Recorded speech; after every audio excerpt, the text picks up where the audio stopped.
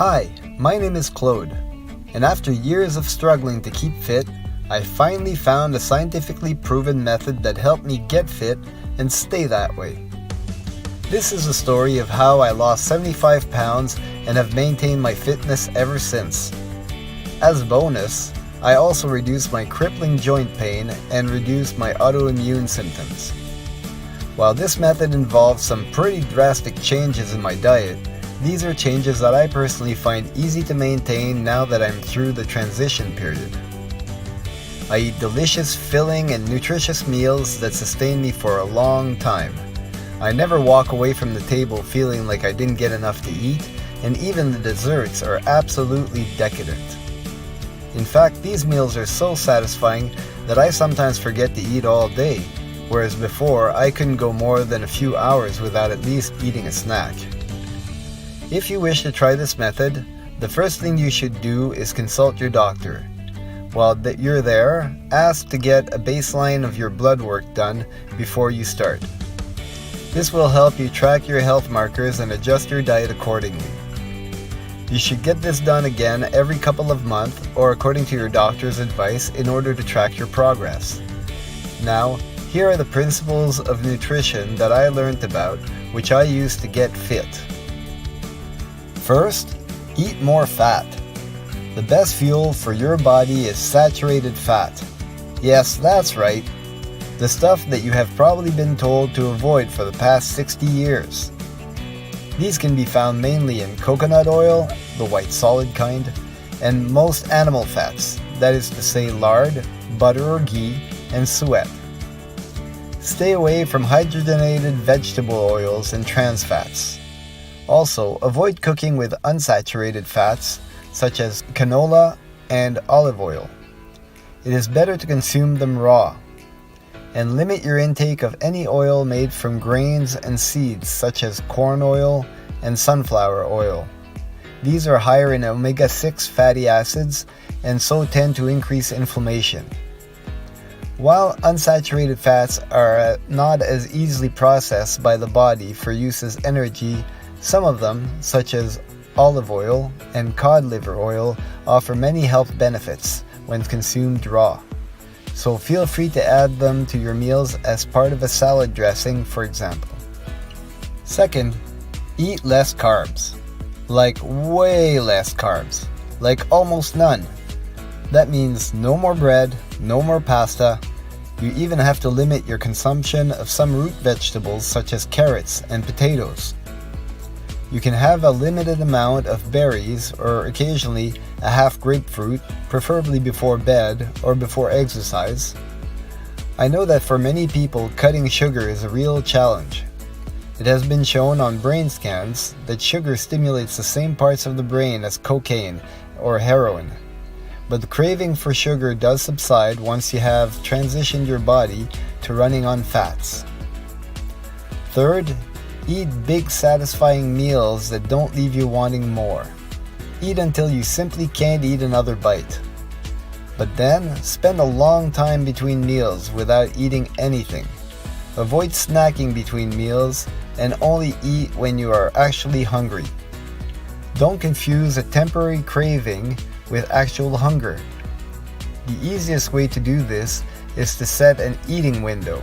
For example, you skip breakfast and have your first meal between noon and 1. You eat until you're full and then you have supper around 6. If you filled up with a good meal high in saturated fats at lunchtime, chances are you won't need a very big meal in the evening. You can finish off the day with a handful of wild berries. This will help you get a good night's sleep. Now let me explain in a simplified way how these changes in diet affect your body's metabolism and help you get fit. First, understand that as a general rule, your body gets better at whatever you ask it to do. This is the principle of adaptation. If you ask it to lift weights on a regular basis, your body will adapt to make this easier in time. If you ask your body to process fats as fuel instead of carbs and sugar, it will get better at it over time. As a bonus, once your body gets used to running on fats, it barely sees the difference between the fat that you eat and the fat that is stored on your body. It will transition between the two seamlessly, thus avoiding big drops in energy or big mood swings that come from running on carbs and sugar. Another downfall of running on carbs and sugar is that this raises insulin much more and over time can lead to insulin resistance. While insulin is crucial to balance glucose level in the blood and open the cells up to allow them to consume the nutrients, some people, such as myself, tend to have an exaggerated insulin response when consuming carbs. This makes it very easy to put on weight since insulin signals your body to store extra energy as body fat and inhibit glucagon, a hormone which releases that fat as fuel. So, a strong insulin response will cause a big part of your meal to be stored as fat for later use rather than be readily available as a source of energy. This means that before long, you will be hungry again. Your body can only use your stored body fat as fuel once the effects of the insulin has passed and is no longer inhibiting the release of glucagon. That is why it is better to have periods of fasting rather than small meals every couple of hours throughout the day.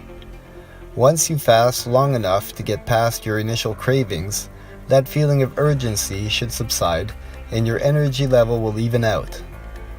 You will also notice an increase in mental clarity.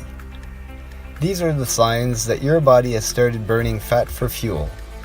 One of the byproducts of this process is called ketones, which are made by the liver and have a structure similar to glucose.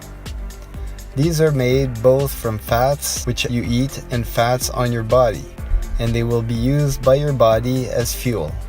If you or those around you notice that your breath smells like some kind of petrochemical, that is a definite sign that you are burning your fat storages and producing ketones. This is usually referred to as keto breath. The hardest part of this lifestyle is by far the transition period when your body has not yet adapted to running mainly on fats, but is being deprived of the carbs and sugars. However, if you stick with it, you will reap the benefits. Make sure you drink plenty of water and have sufficient vitamins and minerals in your diet to stay healthy. Consult your doctor regularly and get yourself a good ketogenic cookbook, because adding variety to your diet will help you stick to it. I hope this has been helpful. If you enjoyed this video and would like to see more videos like this, please subscribe to my YouTube channel under the title Talk with Claude and share it with your friends. You can also join the conversation on my website at talkwithclaude.com. Also, please consider encouraging me financially so that I can keep producing helpful instructional videos by registering to patreon.com. From the bottom of my heart, thank you.